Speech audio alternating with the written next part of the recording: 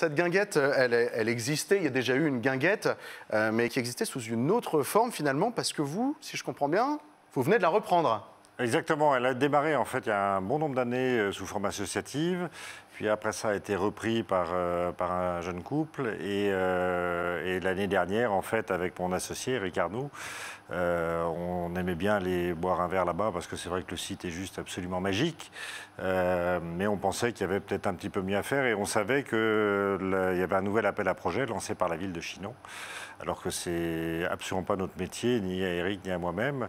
Et c'était un peu un pari fou. Et donc, on a candidaté et on a eu la chance de gagner, mais avec un délai extrêmement court pour mettre tout ça en place. Parce qu'une décision le 29 mars par la ville de Chinon. Ah oui.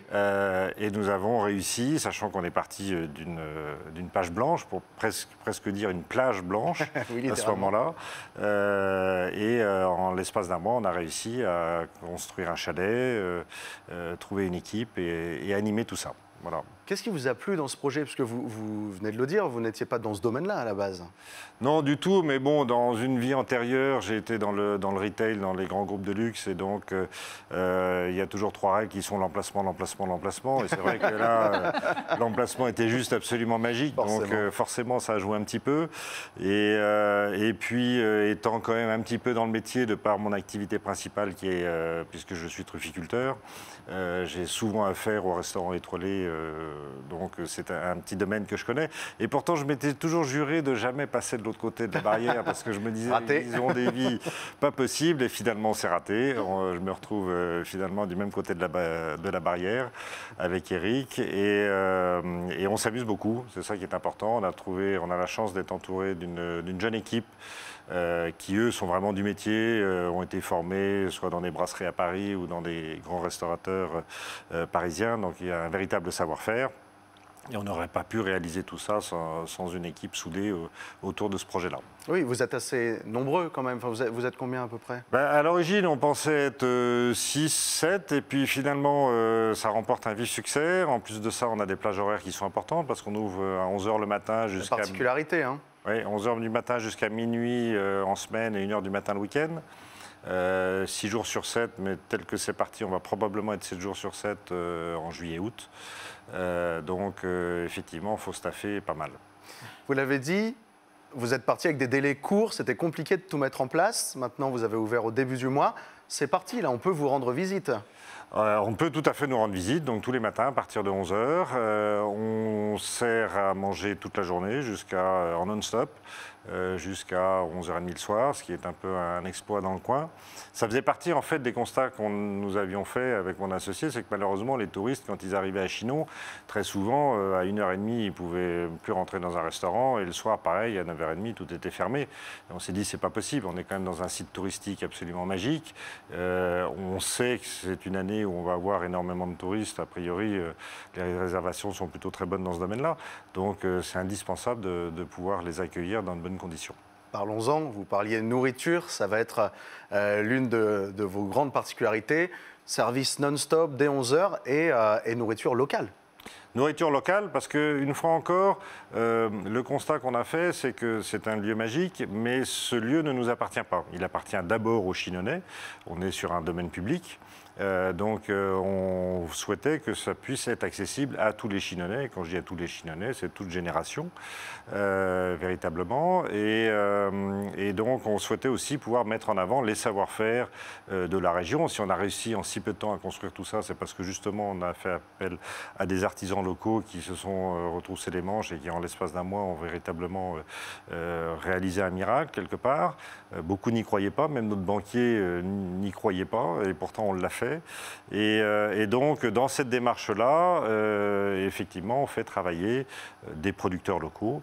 On a un producteur de saucissons local, les terrines, les rillons. On est en Touraine, ce sont des rillons de Touraine. Ah oui. Les rillettes aussi. Ah, bien. Donc, tous ces produits-là sont faits localement.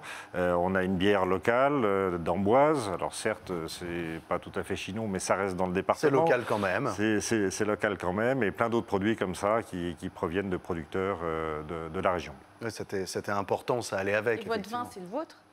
Alors, il y a un petit peu de notre vin, bien évidemment, mais pas que, parce que c'est, comme je l'ai dit, c'est le lieu de promotion de tout le monde. Donc, on va essayer, on fait tourner la carte régulièrement pour que tous les vignerons puissent être présents. Et même s'ils ne sont pas présents à un moment sur la carte, s'ils ont envie de faire un événement, ils sont bien évidemment les bienvenus pour ce genre de choses. Je crois que vous pouvez accueillir beaucoup de monde. À terme, vous voudriez pouvoir servir 300 couverts Alors, on était parti sur 100 places au début en se disant déjà qu'on va... C'est déjà pas mal. C'est déjà pas mal, parce qu'à Chinon, il n'y a pas beaucoup d'endroits où on peut accueillir autant de monde. Et puis, dès le premier soir, on a eu pas loin de 500 personnes. D'accord, oui.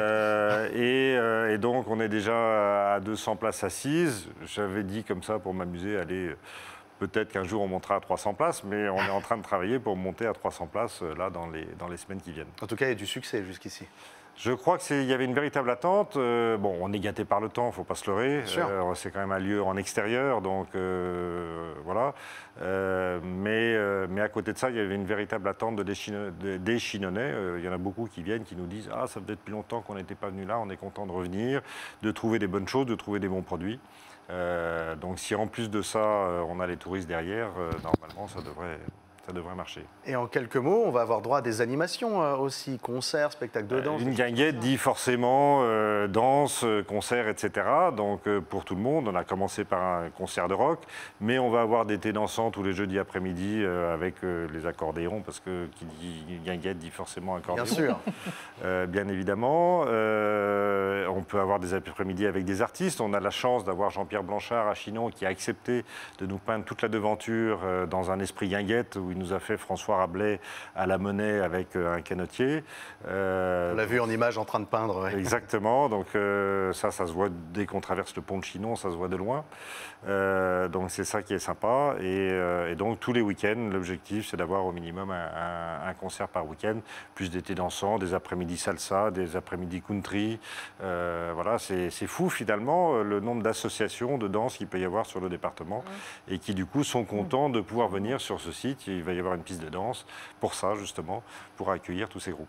Eh bien, parfait. Rendez-vous à Chinon.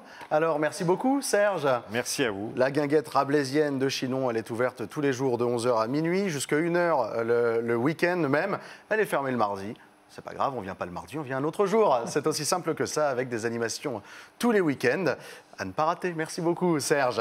Et si vous aussi, vous souhaitez nous présenter votre entreprise locale et donc forcément géniale, c'est très simple. Il vous suffit d'envoyer un mail, toujours à la même adresse, tilt@tvtour.fr.